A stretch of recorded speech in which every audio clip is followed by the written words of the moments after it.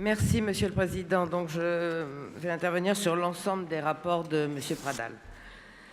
Alors, autant ne pas préserver le suspense, et à moins que vous ne me convainquiez du contraire dans votre réponse, nous voterons contre cette DM2 qui nous est présentée, car finalement, elle n'est que le prolongement logique d'un budget primitif que nous n'avons pas voté. Mais on peut y ajouter deux autres séries d'arguments. Sur la forme, d'abord, on peut estimer que les documents qui nous sont fournis sont trop peu renseignés. Les transferts, les écritures d'ordre et certains mouvements financiers réels, en dépenses comme en recettes, sont trop sommairement exposés, tout comme d'ailleurs, nous y reviendrons, certaines autorisations de programme. Par exemple, en annexe 1 du document numéro 21-2-74-09, page 1 au budget principal, on trouve une augmentation de 490 100 € des autorisations de programme 1403, entre guillemets, travaux de rénovation du patrimoine métropolitain, mais il n'y a pas d'autres commentaires. De même, à l'annexe comptable du budget transport, document 21-4-65-13, page 11, on voit apparaître au compte 67 un supplément de 308 000 € de charges exceptionnelles, dont 180 000 € d'autres charges exceptionnelles. De quoi s'agit-il ? À noter d'ailleurs sur ce même compte 67 que vous aviez déjà budgété 1 222 448 € en intérêts moratoires et pénalités de retard sur marché public, et vous nous dites que la situation financière respire la santé.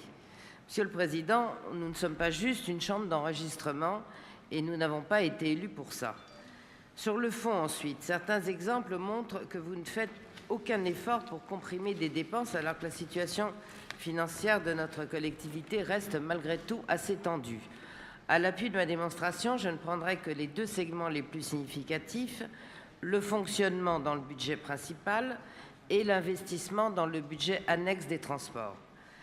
La section de fonctionnement du budget principal. Tout d'abord, vous êtes quand même d'une exquise discrétion concernant deux bonnes nouvelles. L'économie de 500 000 € sur les charges financières obtenues grâce à la baisse des taux long terme, mais surtout 1 million d'euros supplémentaires au compte 731, impôts et taxes, c'est-à-dire la taxe professionnelle. S'agit-il des créations d'investissements ou d'une réévaluation des bases? Quelles sont vos prévisions pour 2018 et même au-delà? Mais c'est surtout sur les dépenses nouvelles que vous êtes quand même muet. Et pour cause. Tout d'abord, au chapitre 11, charges à caractère général, le chapitre dérape de 1 837 000 €, soit 1,95%. Et on le voit dans vos écritures, c'est le document numéro 21-1-65-11, annexe comptable du budget principal, page 71, alors que toutes les collectivités locales serrent la vis, elles sont bien obligées, vous dépensez 1 838 000 € en contrat de prestation de service. Alors j'aimerais que vous nous expliquiez, s'il vous plaît, de quelle prestation s'agit-il? Il me semble que notre personnel est quand même suffisamment compétent. Pour le reste du 011, vous économisez exactement, sauf erreur de ma part, 486 € en petit outillage. Mais pour le reste, 0 € de baisse de crédit en mission, réception, page 70 et suivante, du document 21-1-65-11, fêtes et cérémonies.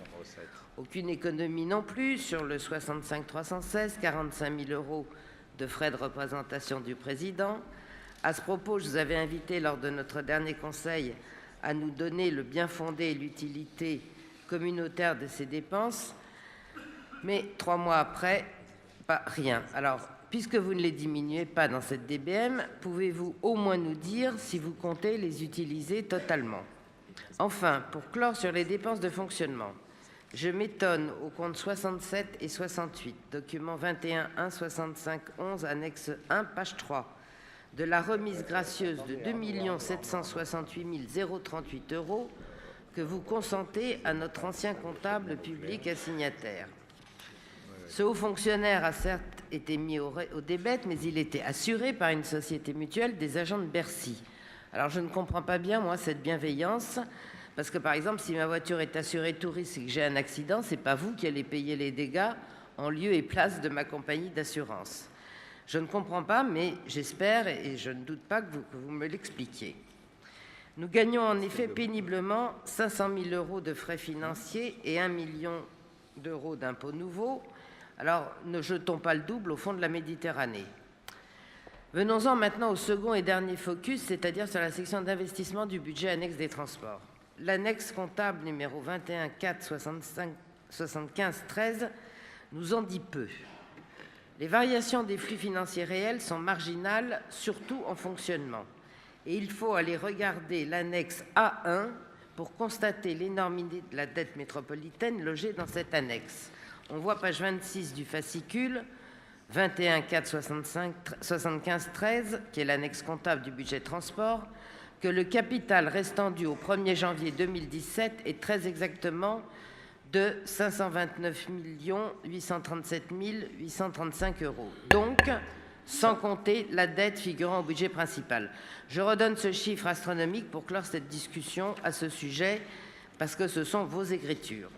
Alors, j'ai dépassé 7 minutes, là? Vous êtes à 8. J'en suis à 8? Oui. Je crois pas. 8, 11. Ah bon? Alors, je vais essayer de me dépêcher. Vous êtes sûr? Oui. Vous êtes sûr? Oui. Mais il va vite, votre tableau, là. Bon, alors, c'est dommage, parce que j'avais encore beaucoup de choses à dire, hein.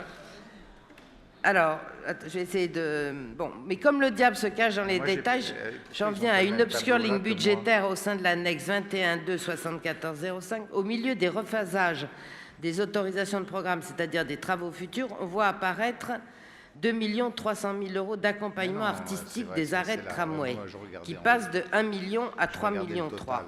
Bon, voilà, moi je voudrais que vous m'expliquiez quand même tout ça. J'avais beaucoup de choses encore à vous dire, mais ça fait rien parce que je m'étais engagée sur 7 minutes. Donc j'espère que vous allez m'apporter... Vous les avez tenus, je me suis... donc prenez 30 secondes si vous voulez encore. Comme je vous ai interrompu, tous les doigts.